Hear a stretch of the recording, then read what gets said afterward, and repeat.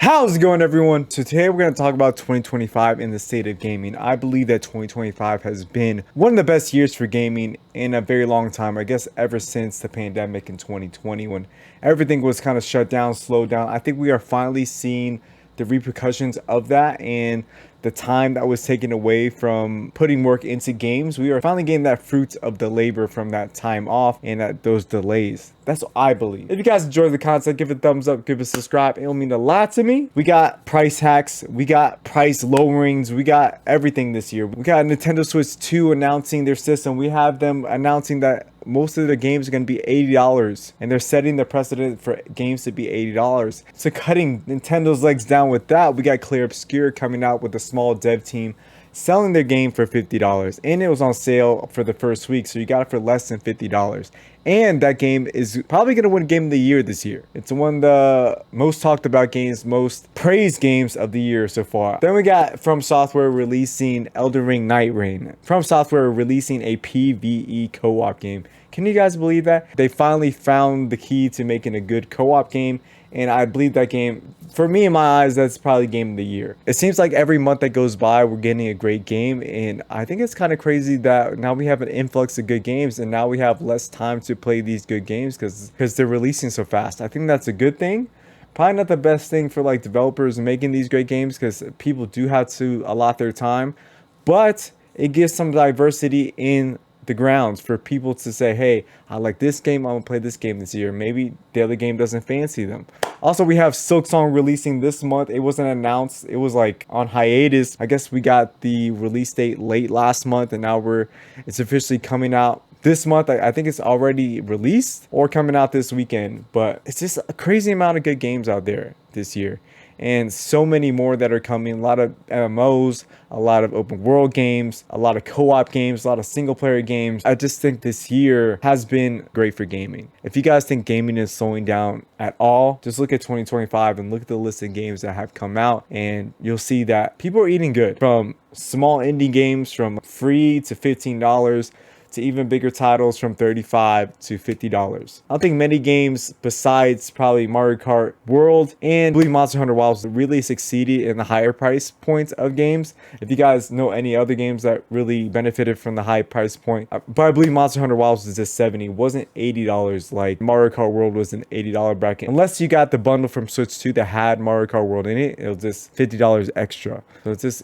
crazy to think that why would you sell it for 80? But I'm sure they got their money because a lot of people were hyped about the game, and that was only the biggest game that released on the Switch 2. So many more games are coming. I think 2026 is going to be a big year too. I think the next 5 years are going to be something crazy, and I think gaming is shifting in a way to be more pro-consumer. They're listening to the audience. They're not making games just to fill out sheets to mark this audience and mark this audience. They're really targeting on the audience that they want to make games for, and I think that's going to be the best for gamers, best for developers. I'm just excited to see where gaming goes in the future because we're already eating good this year. A lot of games are testing the waters. A lot more games are becoming free to play and aren't so egregious to pay to win. You're seeing pay to win being held back, especially in the West where consumers aren't too fond of the pay to win aspect and developers are listening. I think Where Winds Meet is a good example of that, where you could just buy fun cosmetics and enjoy a game without the hassle of saying, hey, if you don't buy this, you're not going to be overpowered. I think that's a major plus. If you look on the screen, I'm getting ragdolled by this enemy. I think it's a glitch. But I'm just having fun time this year with gaming, and I'm excited to see what's next. We still have a lot more games coming out this year, October, November, and December, and it looks like we're gonna get a lot of games in that time period too. Hopefully we'll get Marvel Cosmic Invasion. I know we're gonna get Where Winds Meet in November, and I know we're gonna get Absalom, a beat 'em up roguelike game, in October. Those are two games I'm really looking for. Well, three games I'm really looking forward to. So hopefully we get a release date. And I think we're going to get a release date, official global release date of Blue Protocol Star Residence this year. Do you hear all the things I'm saying? All these great games, all the diverse games that are coming out this year. It's pretty wild. And I'm excited to be here to witness it all and share it with you guys. It's crazy.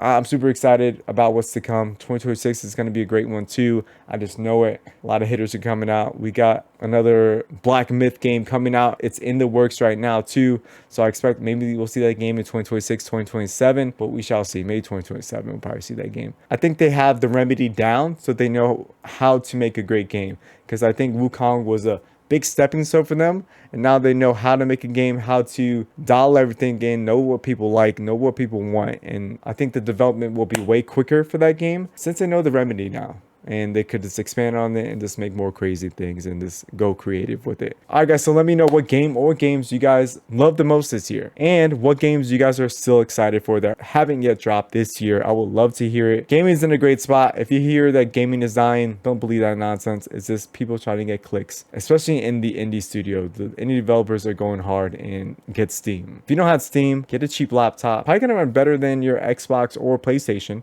If you get like a $500 laptop and you get the Steam library. All right, guys, love you to pieces. Hopefully you guys are enjoying your day. Hopefully you guys are making today the greatest. I'm excited to see what the future holds. I'm excited to see Marvel Cosmic Invasion release date hopefully soon, and Blue Protocol Star Resonance. If you guys enjoyed the content, give it a thumbs up, give it a subscribe. It'll mean a lot to me. Until next time, peace.